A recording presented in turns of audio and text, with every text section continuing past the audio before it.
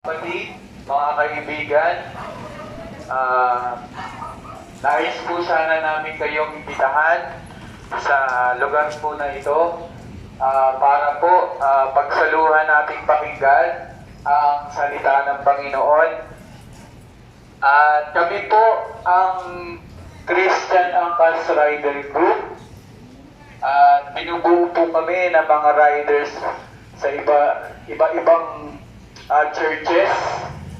Nandito po kami para magpahayag po ng salita ng Panginoon para sa ating lahat. Sa lahat po ng mga nakakapakinig at mga available po ngayong oras na ito, kami po ay lubos na nagpapasalamat na makasama po namin kayo sa isang maiksing oras, mga kapatid. Mapagbulay-bulayan po natin ang salita ng Panginoon. At meron din po kaming hinandang munting biyaya galing po sa Panginoon, pagsaluhan po natin. Sige po mga kapatid, wag po tayo mahiya. Pwede po tayong pumunta dito sa harap at pagsaluhan po natin na pakinggan ang salita ng Panginoon. Dahil ang Panginoon po ay naging mabuti po sa ating mga buhay. Bagamat tayo po ay umaharap sa isang pagsubok, ito pong pandemya, ang Diyos po ay nananatiling mapagmahal sa atin. Patuloy niya po tayong pinapalakas, binibigyan ng biyaya sa ating mga pang-araw-araw na pamumuhay. So, ang sabi po ng Juan 3:16, na gayon na lamang ang pag-ibig ng Diyos sa sanlibutan, kaya ibinigay niya po ang kanyang bugtong na anak, na ang sino mang sumasampalataya sa Kanya'y hindi po makapahamak, pagkos magkakaroon pa po ng buhay na walang hanggan. So mga kapatid, ito po ang salita ng Panginoon at ang Panginoon po ay nangungusap ngayon. Kung kayo po ay available, nais po sana namin kayong anyayahan po na makinig ng salita ng Panginoon. Dito po wala po tayo tinitingnang relihiyon. Hindi po mahalaga ang relihiyon sa Panginoon, bagkus ang relasyon na gusto niyang mabuo kasama natin. Sige po, wag po kayong mahiya. Saglit lang naman po ito. Hindi po tayo tatagal ng isang oras. Pakinggan lang po natin ang salita ng Panginoon. Tanggapin po natin ang biyaya ng Diyos sa araw na ito. So bago po tayo magsimula, ayan, nandito po sila, lumalapit po para makisalo sa atin. Bago po tayo magsimula, tayo po muna ay mananalangin. Tayo po'y lumapit sa Panginoon. Mahabaging Diyos, makapangyarihan sa lahat, kami po ay lumalapit sa inyo at humihingi po, Panginoon, ang patnubay ninyo sa inyong salita na aming tatanggapin ngayon. Lord, kayo, Panginoon, ang siyang mangusap sa puso at isipan ng bawat isa na tatanggap ng inyong salita. Magkaroon kami ng relasyon sa inyo, Panginoon, at ikaw nga, Panginoon, ang manahan sa amin. Maraming salamat po. Pinagkakatiwala namin sa inyo ang lahat. Ito po ay aming dalangin sa pangalan ni Jesus. Amen. Amen. Amen. Muli, kami po ang Christian Angkas Rider Group. Binubuo po kami ng mga rider na galing po sa iba-ibang church pero nagkakaisa po sa pangangaral ng salita ng Panginoon. At nandito nga po kami para ibahagi ang salita ng Panginoon at ipaunawa po sa bawat isa na tayo po ay mahalaga para sa ating Diyos. Itong buhay po natin na tinataglay ay mahalaga para sa Diyos na maibalik muli yung kanyang yung pagpapasalamat sa Kanya. Ang sabi po dito sa Acts chapter 16 verse 31, believe in the Lord Jesus and you will be saved, along with everyone in the household. Ang pag-ibig ng Diyos po ay ating palaging nararanasan. Bagamat marami tayong pinagdadaan ng mga pagsubok, bagamat marami tayong problema na kinahaharap, nananatili po ang biyaya ng Diyos para sa atin. Sino po dito ang nagsasabi na ang kanyang buhay ay kanyang tinaglay ng kanyang sarili? Sino po dito ang hindi nakakaalam na ang Diyos ang siyang may-ari ng ating buhay? Lahat po ng pagmamay-ari natin ng tinataglay natin ngayon, ari-arian, salapi, at kung anumang mga bagay na mahalaga sa atin ay galing po sa Diyos. maging ang ating buhay. Espesyal po tayong mahal ng Diyos, kaya po ang Panginoon ay isinugo ng Diyos para sa atin, para sa kaligtasan po ng ating kaluluwa. Dahil ang katotohanan, ang buhay po natin ay panandalian lamang, mga kapatid. Para lang po tayong mga usok para sa Panginoon. Napakaiksi lang po ng panahon ng ating buhay. Ang sabi po dito sa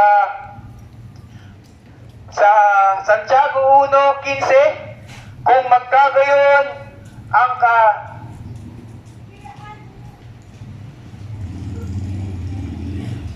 Santiago 4:14, ang sabi po dito, kayo ngang hindi nakakaalam na mangyayari bukas. Wala pong nakakaalam na mangyayari sa kinabukasan. Ano po? Ano ang inyong buhay? Kayo nga ay isang singaw na sa sandaling panahon ay lumilitaw at pagdakay napapawi. Ganito po ay nilalarawan ng Diyos ang ating mga buhay, mga kapatid, mga minamahal. Hindi po tayo pangmatagalan sa mundong ito. Maaari nasasabi natin na humahaba ang ating buhay, pero alam niyo po, darating ang araw na itong buhay na ito'y babawiin muli ng Diyos. At haharap tayo sa Diyos at hahatulan ng Diyos sa lahat ng ating mga ginawang kasalanan.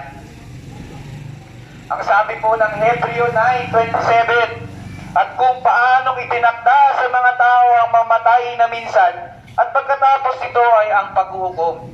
Nakatakda po para sa atin, mga kapatid, nahaharap tayo sa Diyos at huhukuman ng naaayon sa ating mga ginawa. Totoo po, ang lahat ng tao ay nagkasala at wala pong naging perpekto sa harap ng Panginoon. At dahil nga po sa mga pagkakasala na yon, tayo po'y hahatulan ng Diyos. Masakit pong isipin na tayo ay haharap sa Diyos at kung tayo mapatunayan nagkasala ng lubos at hindi tumanggap sa Panginoon, tayo po'y mapapahamak. Muli, babasahin ko po ang sinasabi ng kasulatan sa Juan 3:16. Sapagkat gayon na lamang ang pagsinta ng Diyos sa sanglibutan na ibinigay niya ang kanyang buktong na anak upang ang sino mang sumasampalataya sa kanya ay huwag mapahamak. Bakit po ito sinabi ng salita ng Panginoon? Dahil lahat po tayo ay haharap sa Diyos. At kung ano man ang ating nagawa sa harap ng Diyos, tayo po ay hahatulan. At nakakalungkot kapag ikaw po ay nahatulan, ikaw po ay mapapahamak. Kung ikaw po ay patuloy na gumagawa ng kasalanan sa Panginoon. Muli, mapagpalang araw po sa ating lahat. Alam ko po nakikinig po kayo. At ang salita po ng Panginoon ay nangungusap sa oras na ito. Marami tayong iniisip na paraan para mapalapit sa Diyos. Totoo, ang bawat isa ay nagsasaliksik, nananalangin sa Diyos, nagbabasa ng Biblia, na dumadalo sa anumang mga simba, misa. Alam niyo po ang isang dahilan kung bakit tayo napalayo sa Diyos? Ang kasalanan. Yung kasalanan na yon na ating patuloy na ginagawa ang nagpapalayo sa atin sa Diyos. Alam niyo po, yung pagmamahal ng Diyos, kahit na tayo patuloy na nagkakasala, andoon, nakatingin pa rin siya sa atin. Patuloy niya pa rin tayong inaantay na lumapit sa Kanya, magbalik loob sa Kanya.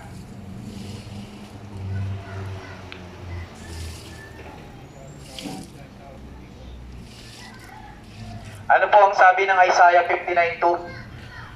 Kundi pinaghihiwalay ng inyong mga kasamaan, kayo at ang inyong Diyos. Ito po ay nagpapatunay na ang kasalanan natin ang nagiging hadlang para mapahiwalay tayo sa Diyos. Alam ko po gusto niyong lumapit sa Diyos at alam ko po na patuloy kayo na nananalangin, sumasamo sa Diyos na pakinggan ng ating mga panalangin. Ngunit bakit hindi tayo pinakikinggan ng Diyos, mga kapatid? Malinaw sa salita ng Panginoon na ang kasalanan ang siyang naghahati, naghihiwalay sa atin sa salita ng Diyos.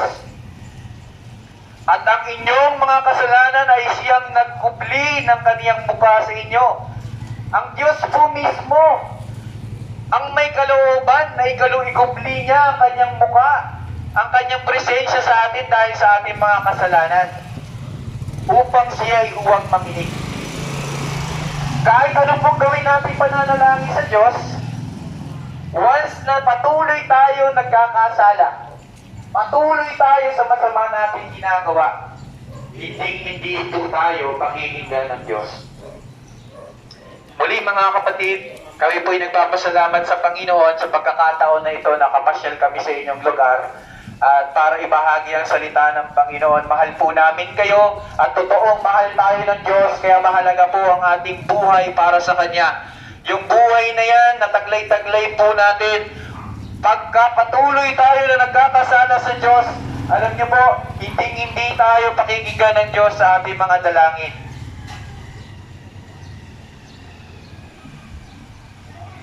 At isa pa po sa pinakamasakit, na itong ating patuloy na pagkakasalay hahantong sa kamatayan. Hindi po natin pwedeng i-deny na lahat tayo hahantong sa huling bahagi, na tayo hahatulan ng Diyos. At kapag tayo po ay hindi naging karapat-dapat, masakit isipin na mapapahamak po tayo. Yung kamatayang espiritual na ating pinag-uusapan, yung physical na nakikita nyo po ngayon na nai-enjoy nyo, ihahantong sa huli niyang hantungan, at hindi pa po yun yung pinakahuli. Bagkus yung kanyang espiritu at kaluluwa ay haharap sa Diyos. At kapag napatunayan siya ay makasalanan, hindi tumanggap sa Panginoon, makakamtan niya yung kamatayan na tinutukoy ng salita ng Panginoon. Sabi po ng Romans chapter 6 verse 23, sapagkat ang kabayaran ng kasalanan ay kamatayan. Nakakalungkot, baka po kasi sabihin natin na pag kilala ko na ang Diyos, okay na yon. Kapag nananalangin ako sa Diyos, okay na yon. Alam niyo po, ang sabi ng Ephesians chapter 2 verse 8 to 9, ang sabi dito, sapagkat sa biyaya kayo'y nangaligtas sa pamamagitan ng pananampalataya, at ito'y hindi sa inyong sarili.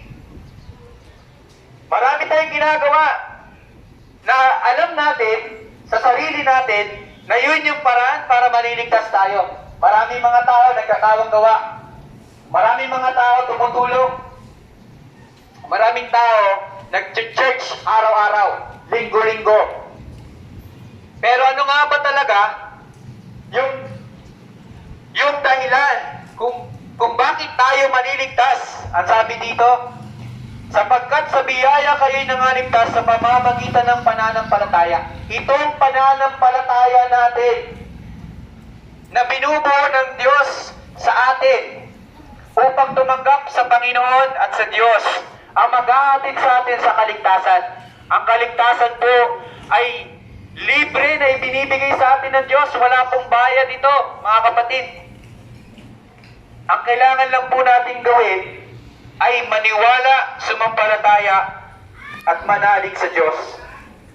Dapat buwan ipinagtatagubili ng Diyos ang kanyang pag-ibig sa atin, na nang tayo mga may kasalanan, si Kristo ay namatay dahil sa atin. Romans chapter 5 verse 8. Alam ko, patuloy tayo na nakakagawa ng kamalian. Maraming tao patuloy na nagkakasala sa harap ng Panginoon. Pero binayaran na po ng Panginoong Hesus ang ating mga kaligtasan para hindi po tayo mga mapahamak. Mga kapatid, isa lang po ang daan. Si Hesus ang daan, ang katotohanan at ang buhay. Walang makakaparoon sa Ama kung hindi sa pamamagitan niya. Juan 14:6. Ang sumasampalataya sa anak ay may buhay na walang hanggan. Ngunit ang hindi tumatalima sa anak ay hindi makakakita ng buhay kundi ang puot ng Diyos. Juan 3:36. Muli, pinaalalahanan tayo ng salita ng Panginoon na kapag sumasampalataya tayo sa Panginoong Hesus, tayo po ay magkakamit ng buhay na walang hanggan.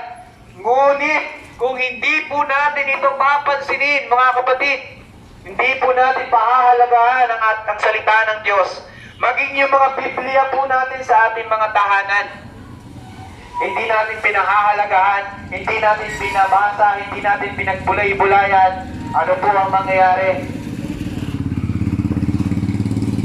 Kundi ang puot ng Diyos ang ating mararanasan sa ating buhay.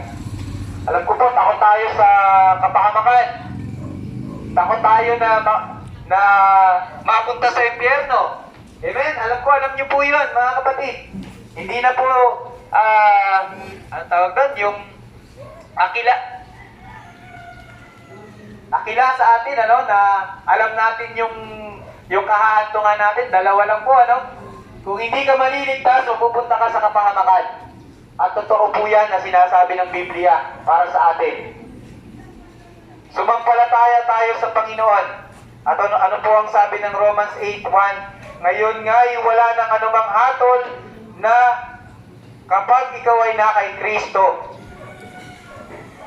Malinaw po ang salita ng Panginoon. Kapag tinatanggap natin ang Panginoon sa ating puso at sa ating buhay,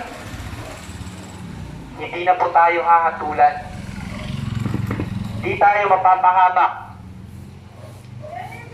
Bagkus magkakaroon tayo ng buhay na walang hanggan. Ano po ba ang paraan, mga kapatid, para mas lalo tayong mapalapit sa Diyos? Ano pa po ang paraan para mas lalo natin makilala ang Diyos sa ating buhay? Sabi ng Acts, sa Gawa 3:19-20, kaya nga mga magsisi kayo at mga balik loob upang mapawi ang inyong mga kasalanan. Baka po kasi isipin natin na kapag gumingi tayo ng tawad sa Diyos, hindi tayo patatawarin ng Diyos. Hindi po. Ang Diyos po natin ay mapagmahal na Diyos. Siya po ay Diyos na mahamagin. At ang pag-ibig niya para sa atin ay sukdulan. Ang sabi ng verse 1:19, na kapag tayo humihingi ng tawad sa Kanya, siya ay tapat na patatawarin tayo sa ating mga kasalanan. Magsisi at magbalik loob sa Diyos. Alam niyo po, gusto ko i-share sa inyo yung aking karanasan. Dati po akong drug addict. Dati akong sugarol. Dati akong manginginom. Dati akong babaero at kung ano-ano pa. Marami akong nagawang kasalanan sa Diyos. Pero alam niyo po, nung nakilala ko ang Panginoon, naramdaman ko yung pagmamahal ng isang ama para sa kanyang anak. Yung pagmamahal na kahit na nagkasala ka, nagkulang ka, patuloy ka na gumawa ng kasalanan, yayakapin at yayakapin ka pa rin sa iyong karumihan. Wala pong itinatangi ang Diyos, kahit ano pong kasalanan yan, patatawarin at patatawarin tayo ng Diyos. Isa lang ang kagustuhan ng Panginoon. Magsisi po tayo sa ating mga nagawang kasalanan. At tapat ang Diyos, hindi po bumabali sa pangako ang Diyos. Sa bawat kanyang binitawang salita, tapat po siya na ginagawa niya yun. Kaya huwag po tayong mahiyang lumapit sa Kanya. Huwag po tayong mahiyang dumulog at manalangin sa Kanya. Huwag tayong mahiyang magsabi sa Kanya, Lord, sorry sa lahat ng aking nagawa. Dahil ang Panginoon ay patatawarin tayo at patatawarin sa lahat ng ating pagkakasala. Upang kung magkagayon ay magsidating ang mga panahon ng kaginhawaan at upang kaniyang suguin ang Kristo na itinalaga sa inyo na si Jesus. Mahalaga ang buhay natin para sa Panginoon. Ang ayaw niya sa ating mangyari ay mapahamak. Magkaroon ng buhay na wala hanggan ang kanyang plano para sa atin. Yung buhay na yon, tunay na ganap, tunay na masaya, tunay na wala ka nang hahanapin. Sabi ko nga sa inyo, galing din po kami sa at halos lahat po kami may nakaranasan na ganito. Ngunit nang nasumbungan po namin ang Panginoong Hesus, ano po ang nangyari? Nakakontento kami sa buhay. Yung pagpapatawad ng Diyos, naging malaya kami sa kasalanan. At ito po ang sinasabi ng Biblia, na ang katotohanan na magpapalaya sa atin kapag tinatanggap natin ang Panginoon. Muli, sasabihin, ang sabi po ng salita sa Juan 14:6, si Jesus ang daan, ang katotohanan, at ang buhay. Kung gusto mong malaman ang katotohanan tungkol sa Diyos at sa buhay, kailangan mong kilalanin ang Panginoong Jesus. Kung gusto mong malaman ang ganap na buhay, kailangan mong kilalanin ang Panginoong Jesus. Kung gusto mo ng masayang buhay, kontento at wala ka nang hahanapin pang iba, kailangan mo ang Panginoong Jesus. Amen. Amen. Purihin ang Panginoon. Maraming tao, maraming pera. Yung ibang tao, hindi na naghahanap ng yaman sa mundo. Maraming sasakyan, maraming ari-arian, maraming mga negosyo, maraming salapi. Alam niyo ang kulang? Ang Diyos. Hindi sila nakukontento. May mga bagay sa buhay nila na hinahanap sila na hindi nila masumpungan. Hindi ko sinasabing magpakahirap tayo, hindi po. Ano? Ang gusto po ng Panginoon, maunawaan natin ng maigi ang kanyang salita na sa buhay po natin na ito, makukontento ka lang sa buhay, magiging ganap lang ang buhay mo kung ikaw ay nasa piling ng Diyos, nasa relasyon kasama ng Diyos. Sumampalataya. Romans chapter 10 verse 17. Kaya nga ang paniniwalay nanggagaling sa pakikinig, at ang pakikinig ay sa pamamagitan ng salita ni Kristo. Mapalad po tayo na nakikinig po ng salita niya ngayon dahil ang salita niya ay huhubog sa ating paniniwala. Pananampalataya. Alam ko po may pananampalataya tayo sa Diyos. At yung pananampalataya na yun ay patatatagin ng Diyos. Huhubugin ng Diyos para mas lalo natin siyang makilala. Ito po ay nakakamtan sa pamamagitan ng pakikinig ng salita ng Diyos. Kung meron po tayong panahon, meron tayong time na pwedeng ilaan sa pakikinig ng salita ng Diyos, gawin po natin mga kapatid para lubusan nating makilala ang Diyos na ating kilala.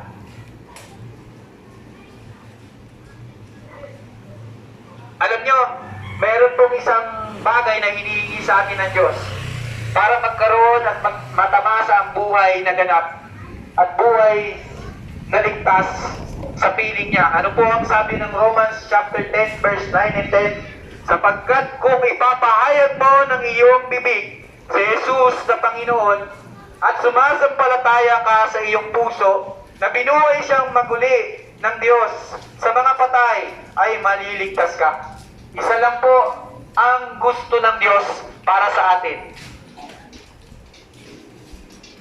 Magbalik loob sa Kanya sa pamamagitan ng pananampalataya sa ating Panginoong Jesucristo. Alam niyo po, lahat ng tao ay nasadlak sa kasalanan. At yung kasalanan na yun ay mag-aantong sa kamatayan. Pero alam niyo po ang ginawa ng Diyos? Dahil mahal na tayo, si Jesus ang naging daan para makatawid tayo sa Diyos. Dapat po lahat tayo ay mapapahamak. Ngunit lubos-lubos po ang pag-ibig ng Diyos para sa atin. Ayaw niya na makita na ang lahat ng kanyang nilikha ay mapahamak sa nagdalawang apoy. Ang Panginoong Jesus na namatay sa krus, na nabubo ang kanyang dugo doon sa hirap na kanyang dinanas, mailigtas lamang tayo. Ganun kahalaga ang buhay natin, mga kapatid.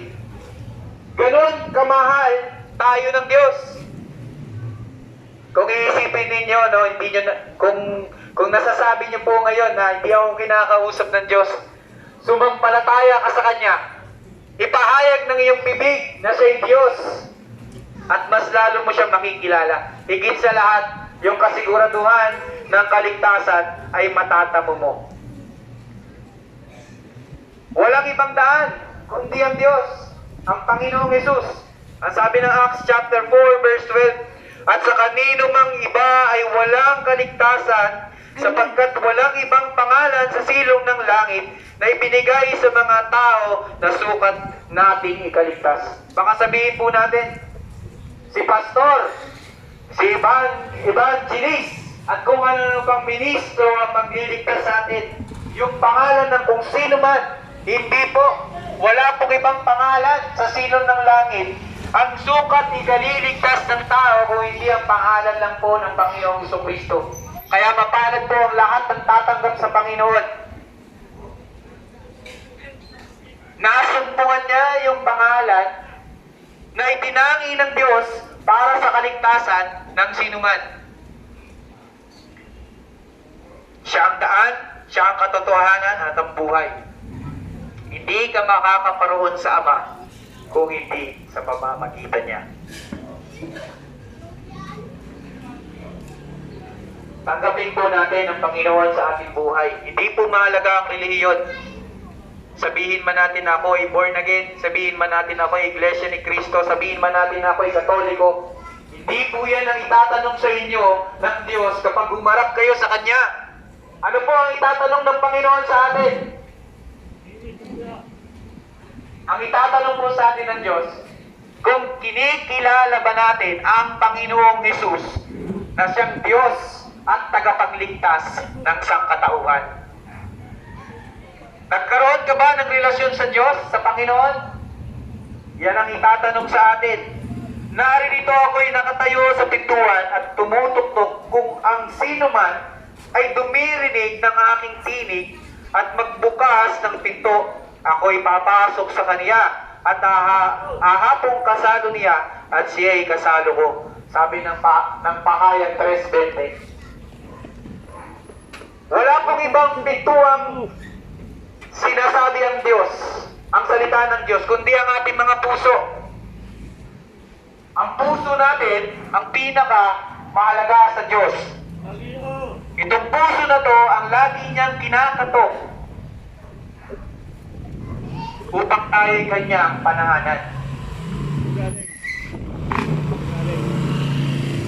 Kumakatok ang Diyos, ang Panginoon sa ating buhay. Kung bubuksan natin ang ating puso, sasamahan niya tayo sa ating buhay. Tutulungan niya tayo sa lahat ng laban ng ating buhay. Papagtubayan niya tayo sa lahat ng ating mga lakad. Irigin ng Diyos ang ating mga dalangin dahil tatanggalin po ng relasyon natin sa Diyos ang lahat ng ating pagkakasala. Igagay tayo ng Panginoon sa tamang relasyon na gusto niyang mabuo sa atin. Kanina binasa natin na kapag tayo'y magsisisi at sasampalataya sa Panginoon, patatawarin niya tayo. At tapat ang Diyos sa kanyang pagpapatawad. Tunay ngang lilinisin niya tayo sa ating karumihan. Dapat wat ang lahat ng sa kaniya ay nagsitanggap ay pinagkalooban niya sila ng karapatang maging mga anak ng Diyos. Bakit po sinasabi ito ng kasulatan? Dahil totoo po na ang mundo na ito, hindi lahat ay anak ng Diyos. Marami po rito ay anak ng kaaway. Yung mga gumagawa ng masama, nananatili sa kasamaan.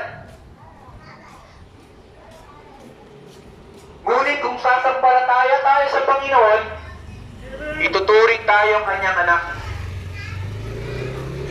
Isang anak na kung saan andoon ang pagmamahal, andoon yung pagkalinga, andoon yung patnubay, andoon yung pagliligtas.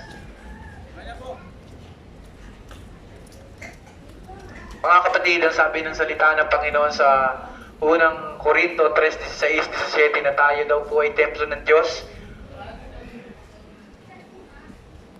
At kapag tayo po ay tumatanggap sa Panginoon, sabi ng Revelation chapter 3:20, na kapag siya'y kumakatok sa ating puso, tinatanggap natin siya, tayo ay kanyang patatawarin, at tayo siya'y sasama sa ating buhay.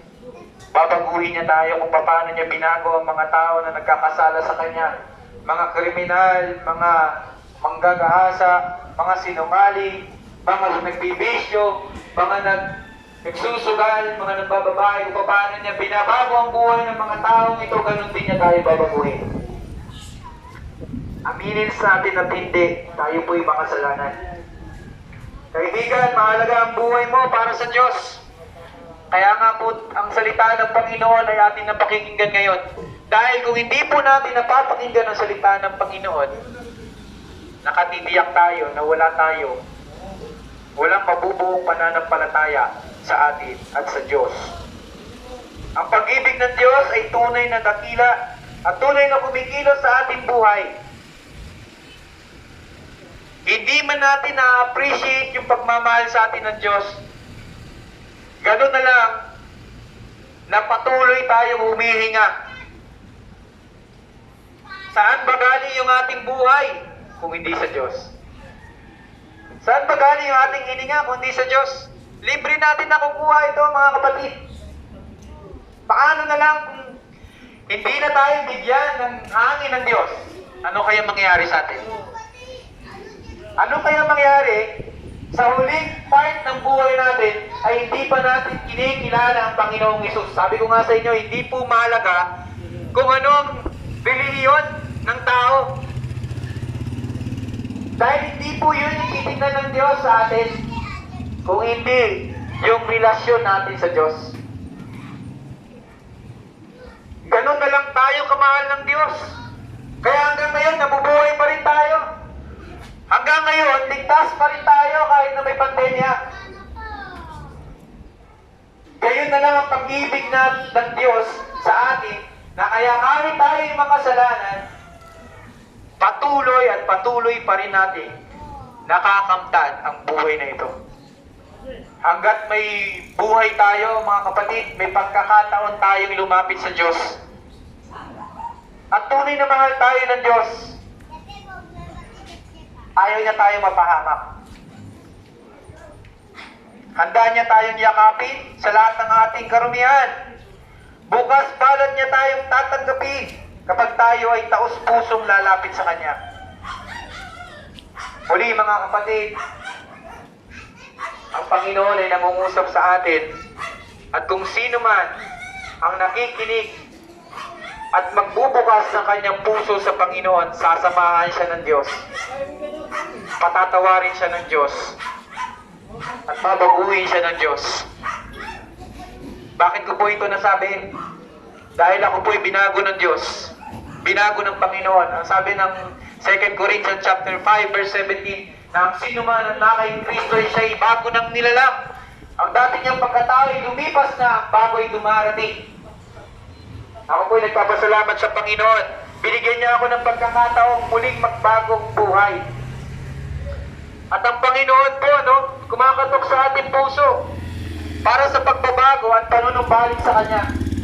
Hindi lang ikaw ang ililigtas ng Diyos, kundi ang pamilya mo. Alam ko, mahal po natin ang ating mga pamilya. Mahal natin ang ating mga asawa, mahal natin ang ating mga anak, mga kapatid, mga apo at mga kamag-anak. Tanggapin natin ang Panginoon. Ano po ang sabi dito sa Acts chapter 16 verse 21? Believe in the Lord Jesus and you will be saved, along with everyone in your household. Hayaan natin na iligtas tayo ng Diyos sa kapahamakan. Andito po muli kami, mga kaibigan at mga minamahal, ang Christian Angkas Rider Group. Kami po ay mga rider at parte po ng aming buhay Kristiyano ang pagpapahayag ng salita ng Diyos. Mahal po namin kayo at mahal tayo ng Diyos, kaya po niya ipinapahayag ang kaligtasan sa atin. Tanggapin natin ang Panginoon, sumampalataya tayo sa Diyos, magbulay-bulay tayo sa Kanyang salita araw-araw, manalangin tayo at magsaliksik tayo ng salita ng Panginoon, lumapit tayo sa pag may pagkakataon tayo, kapag may oras tayo, dumulog tayo sa Diyos at sumampalataya tayo at ang Panginoon po'y magpaparana sa atin. Muli po, maraming salamat po sa bawat isa na nakikinig ng salita ng Panginoon, at kung kayo po, habang nakikinig po kayo at naunawaan po natin ang salita, maaari po tayong mananalangin at pwede po kayong sumabay sa panalangin. Kahit hindi po kayo aalis sa inyong kinatatayuan, kinauupuan, huwag na po kayong lumapit. sa isip ninyo at sa inyong sarili, tayo po hihingi ng tawad sa Panginoon at lalapit sa Panginoon upang magkaroon ng ganap na kaligtasan sa Diyos at maghari pa ang Panginoon sa ating mga buhay. Tayo po ay mananalangin. Muli, ang Panginoon ay kumakatok sa ating buhay na ang sino mang sumasampalataya sa Kanya ay hindi mapapahamak, bagkus magkakaroon ng buhay na walang hanggan. Tayo po ay mananalangin. Sige po, kahit nandyan lang po kayo sa inyong mga kinatatayuan, nakamas kayo hindi makikita ng sino man na kayo nagsasalita. Sige po, sasambitin po natin, huwag po kayong mahiya. Lumapit tayo sa Panginoon ngayon, magsisisi tayo at tatanggapin natin ang Panginoon bilang ating Diyos na tagapagligtas. Sabayan niyo po ako sa pananalangin. Mapagpalang Ama, ako po ay humihingi ng tawad sa lahat ng aking kasalanan. At inaamin ko, Lord, na tunay nga na ako'y makasalanan at hindi nakalulugod sa inyo. Pinagsisisihan ko po lahat ng aking nagawa. At mula ngayon, Panginoong Jesus, tinatanggap kita sa aking buhay bilang aking Panginoon at Diyos na tagapagligtas. Manaan ka sa aking buhay, maghari ka sa akin at baguhin mo ako, Panginoon. Isang bagong nilalang na mamumuhay na may relasyon sa iyo at may pagsama mo, Panginoon. Lord, salamat po sa kaligtasan na aking natamo sa tulong ng inyong pagmamahal sa akin. Maraming salamat po. Ito po ay aming dalangin sa pangalan ni Jesus. Amen. Amen. Amen. Muli, maraming salamat po sa bawat isa na nakinig. Kami po ang Christian Angkas Rider Group at nais po namin i-promote si God sa lahat ng aspeto ng aming buhay. Kaya po kami naririto. At nagpapasalamat po kami sa bawat isa na mainit ang pagtanggap po sa amin. Kanina pa lang sa pagpasok namin, nandoon na yung pakikisama po at pagmamahal. At may hinanda din po kaming mga kakaunti pong biyaya mula sa Panginoon. Pagsalusaluhan po natin. Sige po, huwag po kayong mahiyang lumapit.